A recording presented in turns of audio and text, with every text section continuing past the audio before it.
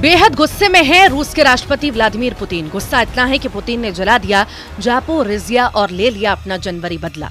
ऐसा हम इसलिए कह रहे हैं क्योंकि जापोरिजिया में हारे यूक्रेन नाटो, जिसे देखकर लग रहा है ये था पुतिन का जनवरी बदला। पुतिन के गुस्से की आग में जल गया जापोरिजिया।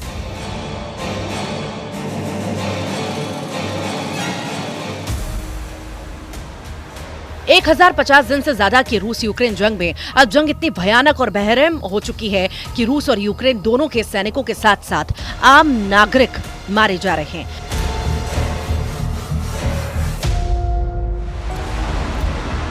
हम आपको 3 तस्वीरों के जरिए रूस यूक्रेन जंग की वो हकीकत बताने जा रहे हैं कि कैसे जेलेंस्की का यूक्रेन कागज पर जंग जीत रहा है, बल्कि जमीन पर रूस युद्ध में बाजी मार रहा है। हैरानी की बात तो यह है कि बाइडेन ने जाते जाते यूक्रेन को जिताने के लिए पूरा जोर लगा दिया।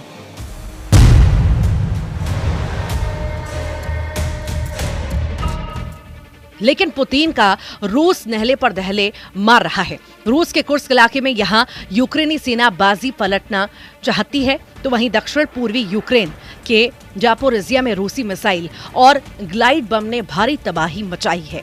हम आपको दिखाने जा रहे हैं कि कैसे पुतिन ने अपने सैन्य अफसरों की मौत का बदला लिया, जिसने यूक्रेन के साथ साथ अमेरिका और ब्रिटेन को भी हैरान कर दिया।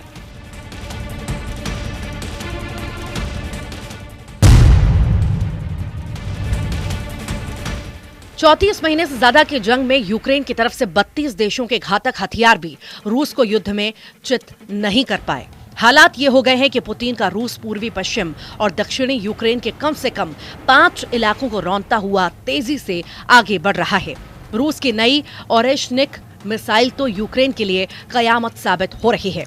जरा देखिए पिछले 24 घंटे से पुतिन के रूस ने किस तरह से यूक्रेन के जापोरिजिया को जला रहे हैं।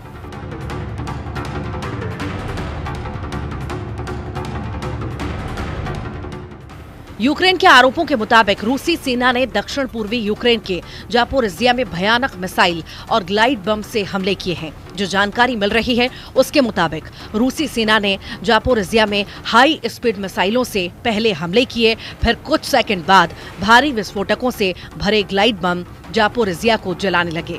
आप इसी से ही अंदाजा लगा सकते हैं कि हमले के महज 13 मिनट के अंदर जापोरिजिया का बड़ा इलाका धू-धू कर जलने लगा। इस हमले में 13 से ज्यादा यूक्रेनी नागरिक मारे गए, जबकि 30 से ज्यादा घायल हुए हैं।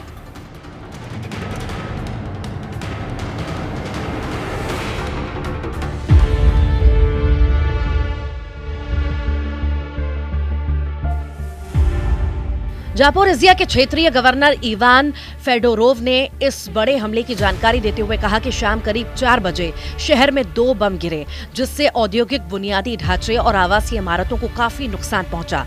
स्टेट सर्विस फॉर इमरजेंसी ने इस हमले में 4 सरकारी इमारतें और 27 वाहन तबाह होना बताए हैं। इसके अलावा 13 की मौत भी रूसी हमले में हुई है।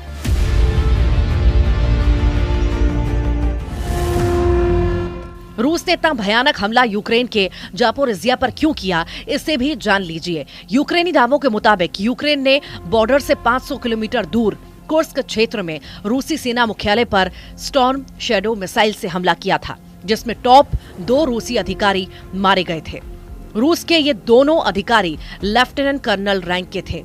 इसी तरह से यूक्रेनी सेना ने ड्रोन से 1000 किलोमीटर से अधिक दूरी पर हमले किए थे, जिसमें रूस के सारातोव में मौजूद तेल डिपो में भयानक तबाही हुई थी।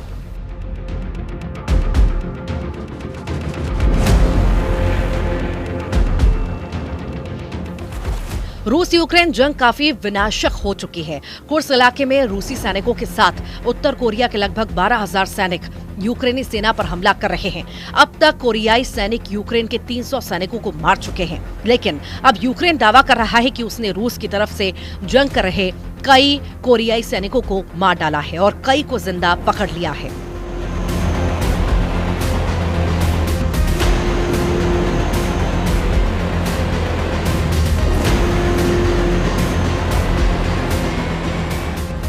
जरा ये तस्वीर देखिए। ये उत्तर कोरिया के सुप्रीम लीडर किम की सेना का सैनिक है, जिसे यूक्रेनी सेना ने रूस की तरफ से जंग करते वक्त गिरफ्तार किया।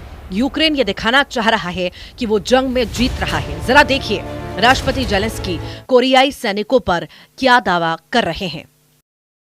І ми бачимо, що російські військові та північнокорейські наглядачі взагалі не зацікавлені у виживанні цих корейців. Все у них робиться так, щоб для нас було неможливо захопити корейців в полон. Їх свої ж добивають, є такі факти, і в штурми росіяни їх посилають так, щоб у них було мінімум захисту. यूक्रेन के राष्ट्रपति जेलेंस्की ने दावा किया है कि इस युद्ध में रूस की मदद के लिए उतरे उत्तर कोरिया के 3000 से ज्यादा सैनिकों की मौत हो गई या फिर वे घायल हो गए। जेलेंस्की को डर है कि पुतिन और किम इसका बदला जरूर लेंगे। जेलेंस्की को डर है कि उत्तर कोरियाई रूस की मदद के लिए जल्द ही और सैनिकों और हथियारों को मॉस्को भेज सकता है। जेलेंस्की ने कहा है जिस तरह से इस जंग में उत्तर कोरिया रूस की मदद कर रहा है उसे लेकर दुनिया भर के नेता कुछ नहीं कर रहे।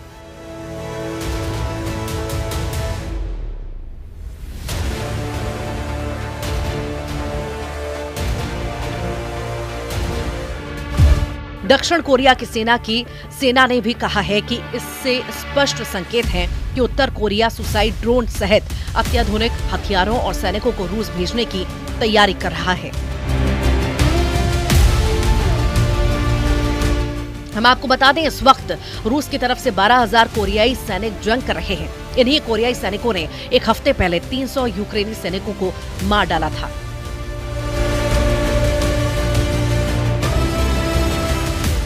यूक्रेन, नेटो और पश्चिमी देशों की खुफिया एजेंसियां इस वक्त पुतिन के परमाणु तेवरों से कांपने लगी हैं। खबरों में दावा किया गया है कि 72 साल के पुतिन पिछले 48 घंटे में अपने टॉप कमांडरों और मंत्रियों के साथ मॉस्को से लेकर सेंट पीटर्सबर्ग तक लगातार परमाणु मीटिंग कर रहे हैं। दावा किया जा रहा है कि जब से यूक्रेनी सेना ने नेटो देशों के साथ मिलकर रूस पर लंबी दूरी को मिसाइलों से हमले किए हैं, उसके बाद से पुतिन ने दो टूक कह दिया है कि अब टेबल पर नहीं सिर्फ जंग के मैदान में ही युद्ध का फैसला होगा।